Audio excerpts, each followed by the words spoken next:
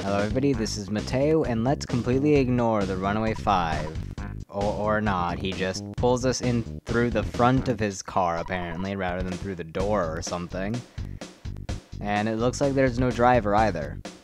Well, either way, we're heading back to 3 yet again, which is kind of interesting because the first time we went to 3, it was with the Runaway 5 as well. They brought us through when there were still ghosts in the tunnel. Back.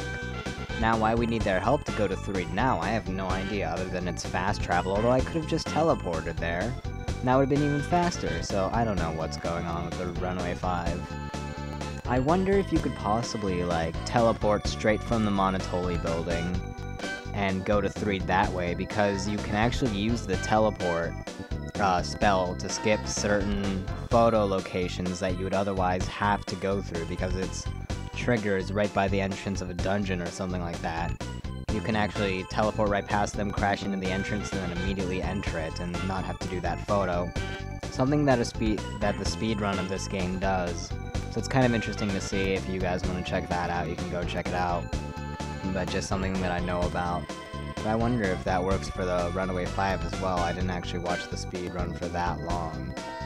Although, then again, if that's the case, then I wouldn't really know that they were able to do that either. Although I think in the description he mentioned it, so I think that's what I saw. And again, 3 is looking all nice and good and stuff. And they even brought our teddy bear for us, oh boy. Okay, so yeah, they're on our side, and we'll never see them again. Okay. Okay, well, we need to look for a gadget that we forgot here. Well, what is there? Jeff, did you leave something in the hotel or something? I can't really think of anything else. Well, we'll look around, I guess. Well, obviously, I know exactly where we need to go. This is the part of the game where I start to remember all of the sequence triggers and stuff that I need to do. For whatever reason, I can't remember the beginning of the game that much. Although I can't remember where the entrance to this graveyard is, apparently. It's around here somewhere. There we go. Just leave that right on open so anybody can desecrate or put graffiti on the graves or anything like that. Or some kids can climb into them, that too. It's around here somewhere. It was just a random open grave that we basically climbed out of, and they didn't think that we were more zombies, luckily. Although that's probably how the zombies got out originally. They came out through this opening right here, so you think that they would have closed it off ever since. Yeah, this one right here with the ladder even.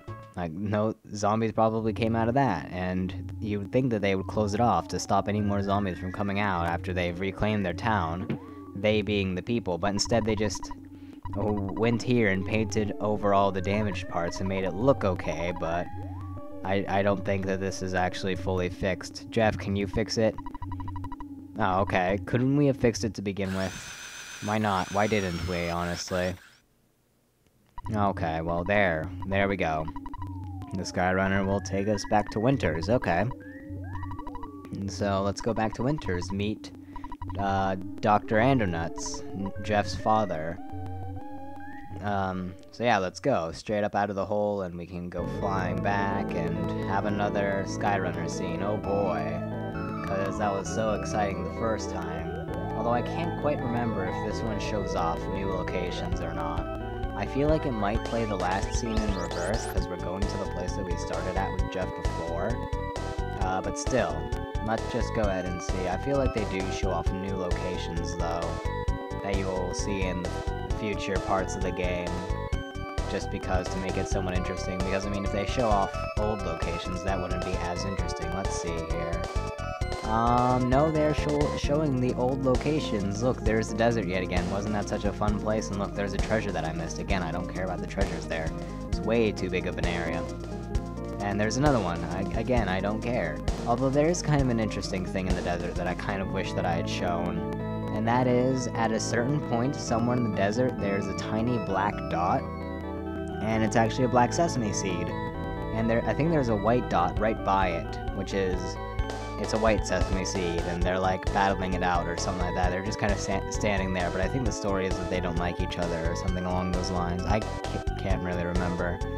You know what, I want to look it up, because I want to make sure that I get this right, because it's kind of interesting point in something else. Earthbound, Sesame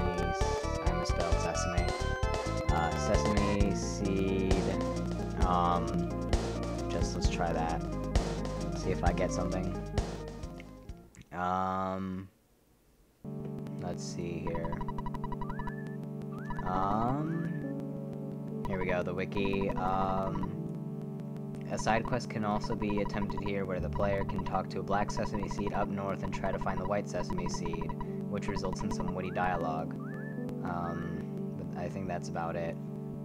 Black sesame seed, white sesame seed. Whoa, okay. Oh, just brought me to editing so I could write stuff about it. Well, let's not. But basically those two seeds show up in the desert, and it's kind of interesting because they show up in the next game as a little cameo type thing for those of you who notice it. So just remember a black dot and a white dot for the next game eventually. Although I still have yet to play Mother 3, I did watch a couple videos of it, and I saw that part and I was like, hey, that's neat. But we'll get to that when we get to that. Whenever I get to that, rather. Oh hey, some of us are close to a level, and then Paula's forever away because she's been gone forever. Okay, well, we met up with Dr. Andernuts again. He is going to go fix up our Skyrunner while we go and do other things. And I don't know about you guys, but I can think of a thing to do. Remember when we went here with Jeff alone, and we saw that one gigantic laggy screen because there are so many cave boys? We saw that one gigantic sparkle that usually Ness fights. Well, let's go do that. Let's go kill that guy and get another, location. Your sanctuary location. So here we have the cave boys, which are the same as usual, and the Mighty Bear 7s, which are new to this area. And they should be a whole lot easier than what they originally were when Jeff came here alone, especially the cave boy. Although he does do a bunch of damage to the teddy bear, we now have a whole lot more defense for Jeff, and we also have 2 more party members to attack as well. If only he'd stop dodging. What is with me and missing enemies today? Just these— oh my god, just these videos. What is with me and missing all of a sudden? And he killed my teddy bear, that jerk. Okay, there we go. See, a whole lot easier, although he did do quite a bit of damage because it kept on missing for whatever reason. Maybe they felt sorry for it. And there are those level ups that I was talking about that would happen. There we go. So that's the Mighty Bear 7. Kind of easy. Just a big damage dealer, and that's about it. Really not that difficult, though. However, back here, we have this sparkle. So let's go ahead and talk to it. And a treasure chest I missed. I thought about going to get it, but then I decided that I didn't care enough. Yep, this is the 4th year sanctuary location. I forget which boss this is. Oh, it's the Shroom! Yeah. I believe that he can, make your party feel funky and give them a mushroom or whatever, which would be very bad. Okay, he is vulnerable to PSI Fire. Oh yeah, he does do that. That is very bad on Ness. Especially since he's one of the main damage dealers. Now he could possibly be hitting Paula or Jeff for a ton of damage because the mushroom kind of works like confusion. And that would not be good, because especially Paula, would probably be unable to survive a single hit. So that's kind of really bad. I'm just going to have Ness defend for a while, and hopefully Paula's PSI Fire, or Freeze, will work fine.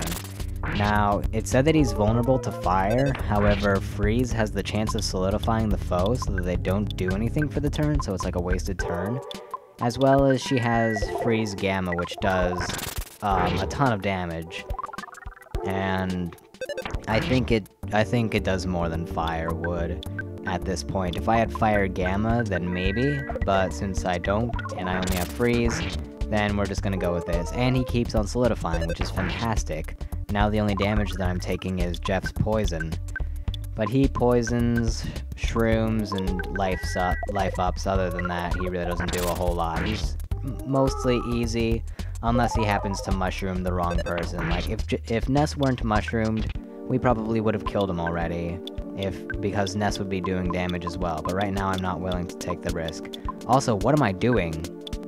I was, like, completely lost there, and I think I'm starting to use oh, I'm out of PP.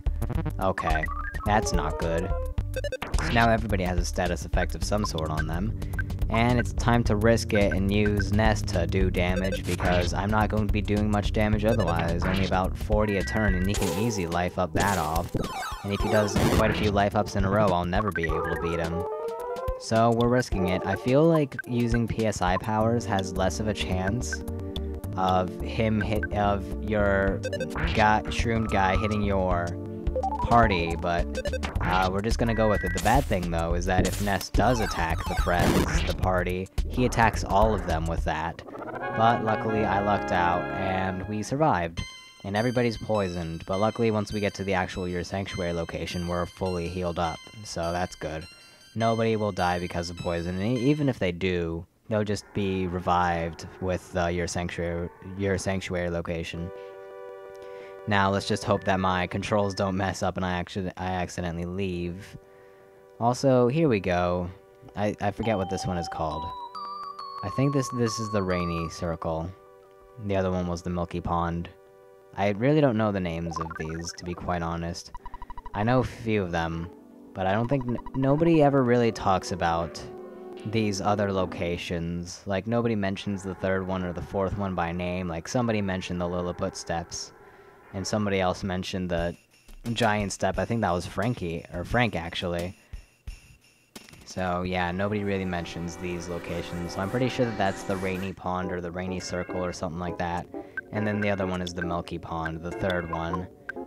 Okay, so here's a battle that I accidentally forgot to cut out, so we can go ahead and see some more Cave Boy and Mighty Bear 7 goodness, I guess. What's kind of neat is that Jeff's HP was still scrolling back up from all the healing that he got after we went to the Your Sanctuary location. But now that we've killed some time and a giant mushroom and a couple cavemen to further halt evolution, or to further help it, I guess, if we're killing the worst of the worst, even though they're all the same. Oh well. Whatever we're doing to evolution, it is not related to Pokemon, so I really don't care. Let's just head on back after we killed all that time, and we can talk to Dr. Andonuts again. Hopefully he's fixed our Skyrunner, or rather, upgraded it. Oh, and did I mention the Cave Boy before? I don't think I did. He sells some things that are okay at best, but I really don't care for them at all. Okay, so, I really didn't need to know that. Oh, he did finish it. Fantastic. Okay, let's go and leave for Summers then. Well, first let's call Dad and maybe Mom. I don't know. Or we could be a rebel again. And not call Mom. Will I? Let's figure out right now. Oh, I don't. I'm a rebel. Yeah. And he's still working on his E equals MC squared, equation. Now, hopefully this time I remember to press the button. Do I? Did I remember to press the button? Yes, I did! There we go. I feel like, again, he would have said something like, what, it's not working? Press the button or whatever. And then you go flying. It's kind of neat how you actually have to start it yourself. And I just think it's interesting. And I'm pretty sure any button will work. I mean, why not? And here we have yet another Skyrunner cutscene. Hopefully this time they will show off new locations. Let's find out. Oh hey, we have something new here, a bunch of boats. Which is neat. A water world, perhaps? No, looks like more like a beach. A beach area, that's interesting, and there's a dead guy, or he's sunbathing or something, and... Oh, this isn't looking good, and hey look, it's that lady from 3, back when it was all dark and stuff, the one that, had us attacked by all the zombies and stuff. Weird. I wonder if that actually is the same lady, or it's just an NPC that looks the same. Also, did we survive? Find out next time. See you all then.